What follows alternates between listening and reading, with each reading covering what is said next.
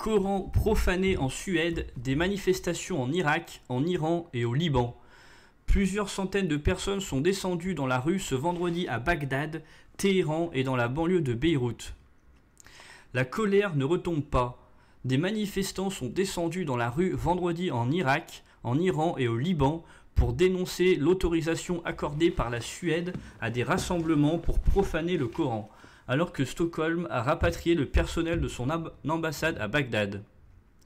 À l'appel de l'influent leader religieux irakien Moqtada Sadr, des centaines de personnes ont manifesté à Bagdad après la prière du vendredi, mais aussi dans la ville de Nasiriyah et à Najaf, scandant non, non, non, non à la Suède, oui, oui au Coran. À Bagdad, protégés du soleil écrasant par une mer de parapluies, les fidèles rassemblés sur une avenue du quartier pauvre de Madineh, Sadr, ont scandé « Oui, oui à l'islam, oui, oui à l'Irak », brandissant des exemplaires du Coran et des portraits de Moqtada Sadr. Les manifestants ont incendié des drapeaux arc-en-ciel, Moqtada Sadr y voyant une manière d'irriter les Occidentaux et de dénoncer les 2 poids, 2 mesures, qui consiste selon lui à défendre les minorités LGBT, mais à autoriser la profanation du Coran. À travers cette manifestation, nous voulons faire parvenir notre voix à l'ONU pour obtenir la pénalisation de toute profanation des livres saints, ceux de l'islam, du christianisme, du judaïsme.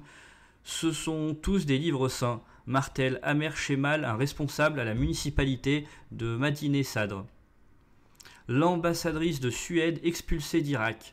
Stockholm a été le théâtre de 2 profanations du Coran fin juin, puis le 20 juillet, organisées par un réfugié irakien. Jeudi, il a piétiné et mis en pièces un exemplaire du livre sans toutefois y mettre le feu. La police suédoise avait autorisé ces rassemblements au nom de la liberté de réunion, assurant que cela ne signifiait pas qu'elle approuvait. Ces initiatives ont provoqué une crise diplomatique entre la Suède et l'Irak, qui a décrété jeudi l'expulsion de l'ambassadrice suédoise. À 2 reprises également, des partisans de Moqtada Sadr ont envahi l'ambassade de Suède à Bagdad, incendiée jeudi. Les opérations de l'ambassade et son personnel expatrié ont été temporairement relocalisés à Stockholm pour des raisons de sécurité, a annoncé la diplomatie suédoise, assurant poursuivre le dialogue avec les autorités irakiennes. Les diplomates suédois convoqués en Iran et en Arabie Saoudite. Au Liban, l'armée a renforcé la sécurité aux abords de l'ambassade de Suède à Beyrouth et des centaines de personnes se sont aussi rassemblées devant des mosquées dans la banlieue sud beyroutine, bastion du Hezbollah et dans d'autres villes. La diplomatie britannique a dénoncé dans un communiqué l'autodafé et la profanation du Coran à Stockholm, y voyant des actes profondément insultants et totalement inappropriés. L'Arabie Saoudite et l'Iran, 2 poids lourds régionaux, mais aussi la Jordanie, ont convoqué les représentants des missions diplomatiques suédoises dans leur pays.